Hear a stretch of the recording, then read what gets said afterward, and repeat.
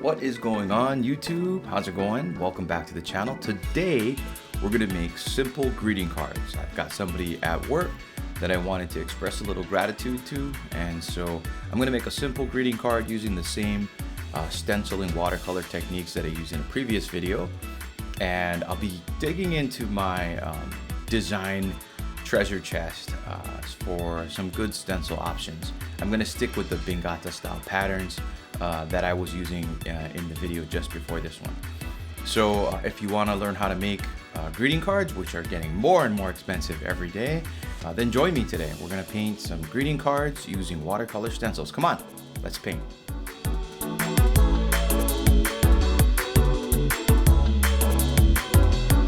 So first thing I'm going to do is open up Adobe Fresco, and I've got a drawing that I did before. It's kind of a loose, ugly sketch. So what I've done is I started kind of overlaying with cleaner lines right over my old sketch, just so that I can create a stencil that is a little bit cleaner in terms of the edges. So it's not all wobbly. Like you see some of those lines in the background are real wobbly. So I'm adding some detail to the mountains, and this particular design, I'm kind of using a repeating pattern of mountains and the ohia blossom, and I've got a nice little bird there in the upper left.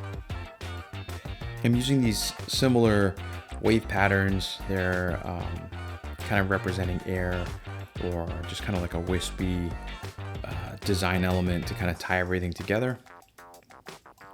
And I'm going to do one more right here. I'm trying to make sure my lines, at least where they're supposed to be parallel, are relatively straight, so it doesn't kind of throw your eye off when you're looking at it. Just add in some more details there, and then I can finish up my ohia lehua blossoms underneath.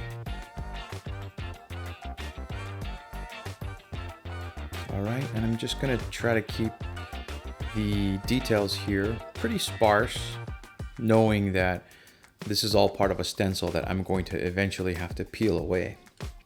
And so, I don't know if you saw my previous video, but whenever I have to do little dots like that, it makes it a little harder, so I'm kind of keeping those to a minimum. And finishing up the leaves, and we have our design.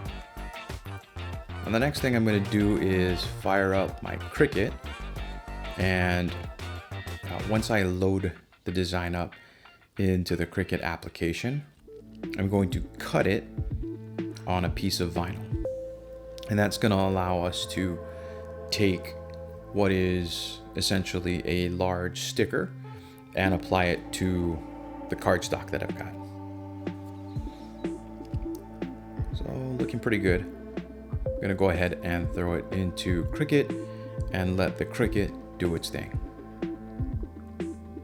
But once the Cricut's done, I'm going to use my weeding tools, and sign makers will refer to this process as weeding, and it's kind of like if you were weeding in your garden, you're pulling weeds, and the idea is you are going to remove all the negative space away from the sticker that you just created.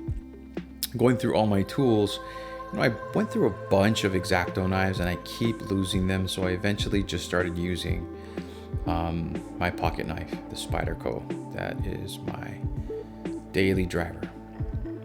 One thing that I have for this that is super helpful is a magnetic mat, and if you guys don't have a magnetic mat, highly recommend.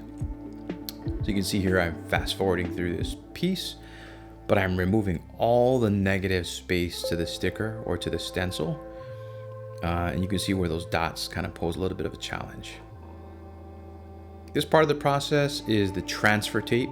And so this is the tape we're going to use to actually apply the stencil to the card at the end of the project.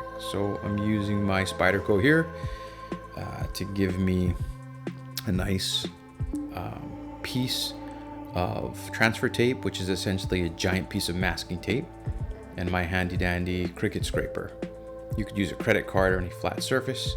You always start from the inside and push your way out. And I'm really making sure that that transfer tape sticks to the vinyl.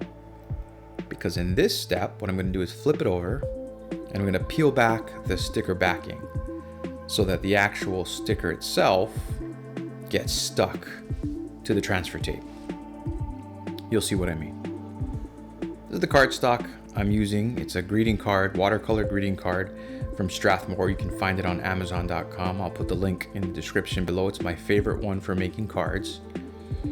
And see, I used that scraper to make sure that that sticker sticks to the transfer tape and not to the backing.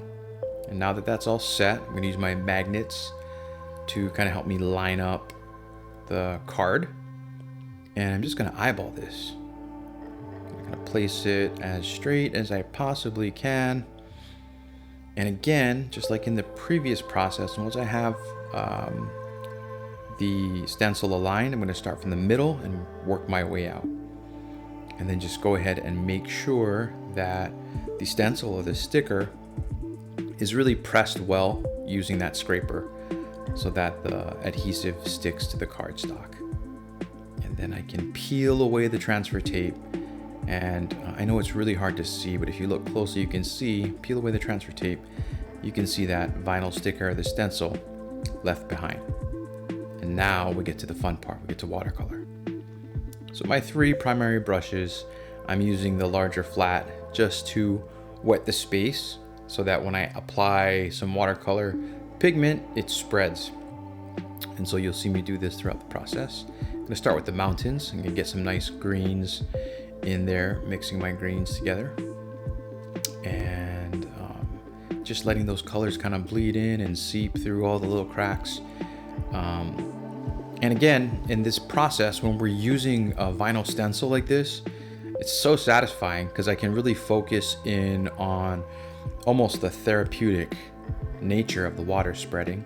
And I don't have to worry about where that color is going because it's going to be confined to those areas within the stencil itself. So I'm just playing it real loose. I'm just playing around with the color. I'm focusing in on where I want the darker parts, where I'm adding a little maybe stronger tinges of blues to the top of the mountains and then the lighter greens towards the bottom. And here I'm working on our little bird friend up in the left.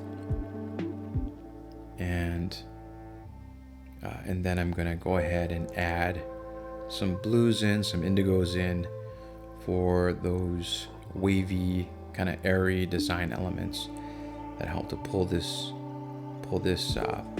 image together. This is a process that I really have to say I enjoy doing, especially when I do thank you cards and greeting cards, because it really allows me to kind of put some intention into the actual, thank you, or if this is a birthday card, it gives me a good, 30 minutes to an hour of just like thinking about the person who I'm doing this for. And for me, putting your heart into the piece like this is the most important part when you're doing something that's going to become a gift for somebody else, right? Kind of imparting your goodwill, your love into the medium, which in this case is watercolor.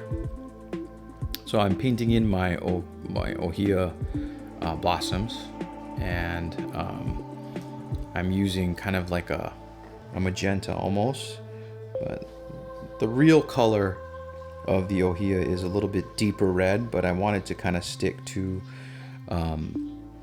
this almost fluorescent kind of color palette for this card, just because I wanted to keep it bright and vibrant. I'm also gonna add some nice little orange yellowish pop to the upper left hand corner where my bird is hanging out up there. I'm also gonna add a little, you can see some shading to the background, and what that's gonna do is it's gonna help me really define the space between the mountains and the flowers in the background.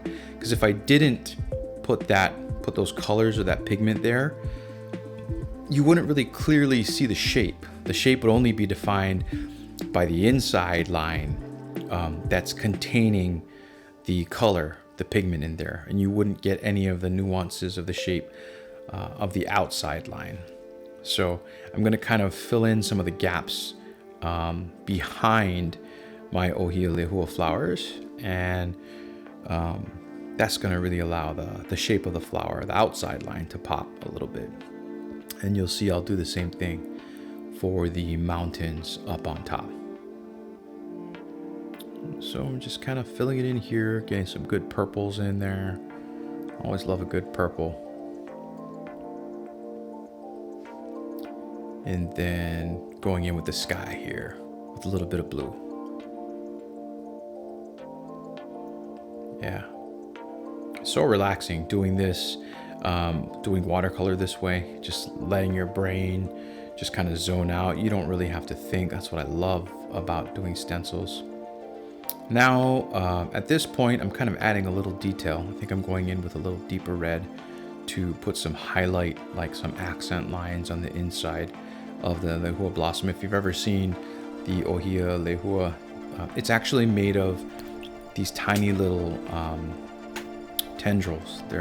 They look like the pistil, the inside of a flower blossom, but that's all it is. It's just a array of these beautiful little tendrils that come out that form the flower. So if you haven't ever seen an Ohia Lehua, that's OHIA-LEHUA. Just Google it, and you'll see it's a flower that we have here in Hawaii, and on Oahu particularly. If you're hiking, you'll see a ton of these all over the mountain trails.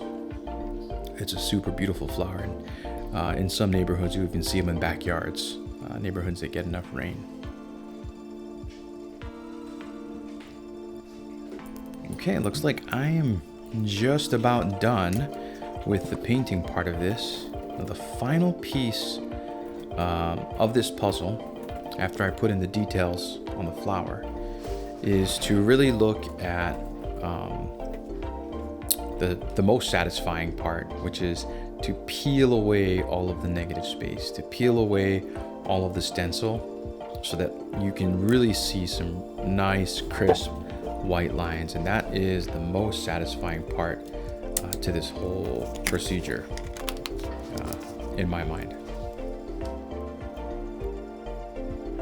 So I'm going with my tweezers, and I've got this one at, I think, double or triple time, so that you don't have to painstakingly watch me do the whole thing.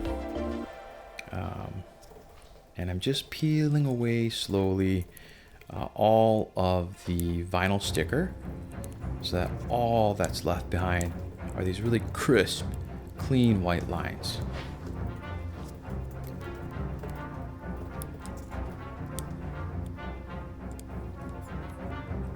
Yeah, and you can see this is where the detail in the artwork really pays off, but also adds more work.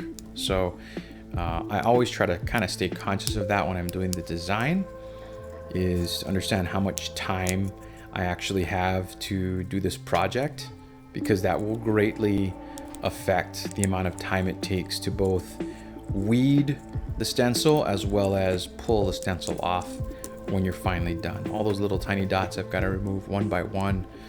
And so you could see and imagine the more dots or small tiny little design elements like that would add a lot more time. But in this case, it's just part of the process, and I'm going along with it. I'm loving spending time making this card for this friend that I have at work, who is deserving of a shout out recognition for being awesome.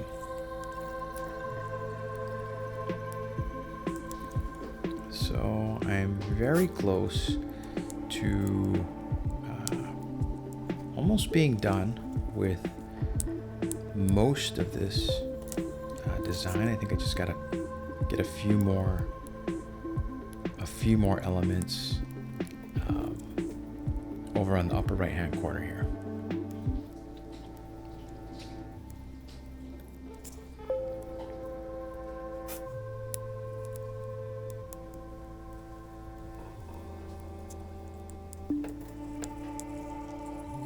Oh, look at that piece right there.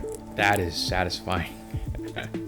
Just watching this play back in fast forward speed is almost more satisfying than when I was actually doing it. You can see all those big pieces coming off all at once. There we go. And so there is the card. That's it. I hope you enjoyed watching me and learning about how to make stencil cards, and I hope I've inspired you, if you've got a Cricut, to go ahead and give it a shot. Please let me know what you're thankful for in the comments below. I think it's always a good time for gratitude, and I really look forward to seeing you. Don't forget to, of course, like and subscribe, and I'll see you on the next one.